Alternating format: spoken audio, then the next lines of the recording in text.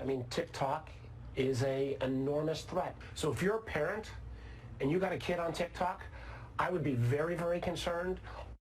Lawmakers of both sides of the aisle finally calling for a ban on the popular social media app TikTok.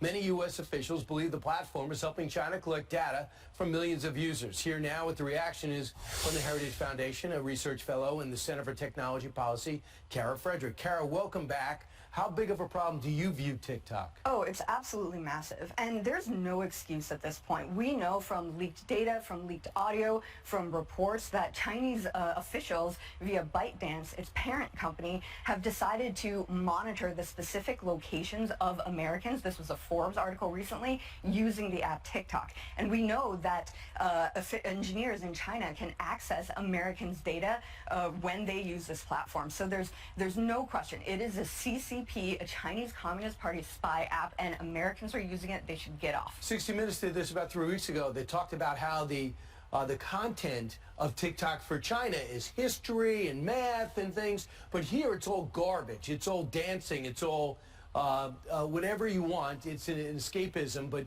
here's an example of the news that comes out of TikTok.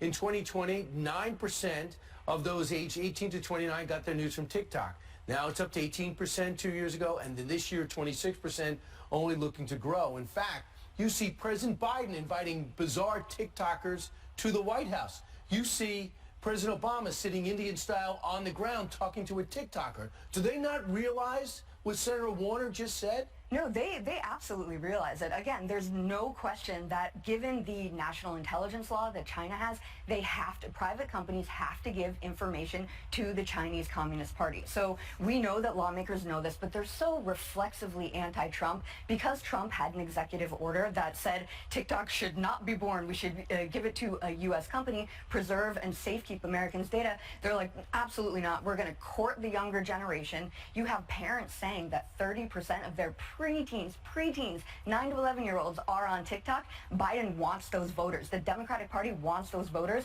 so they're using this platform over and over again. So they give up what's in the U.S. security interests in order to potentially get Gen Z voters. And if they're the administration that destroys TikTok or relegates it to China, kicks it out of our shores, they're worried about backlash. That's exactly right. And we've seen this time and time again. It's a pattern. They want political gain at the expense of U.S. national security. But there's no excuse anymore. How long do we have to wait? How long? It was successfully disclosed, right? MySpace, so Facebook took MySpace, and we see this over and over again. Snapchat was the preferred location for a lot of preteens and teenagers, and now things move over. Why is Instagram or any other app looking to push this out? See the success TikTok has and knock it out. Yeah, so Facebook through Instagram is sort of trying to do this. The secret sauce to TikTok, though, is in their machine learning algorithm. Thus far, other companies haven't been able to replicate it. And again, Mark Zuckerberg is lost in the metaverse, right? So he wants virtual reality. He's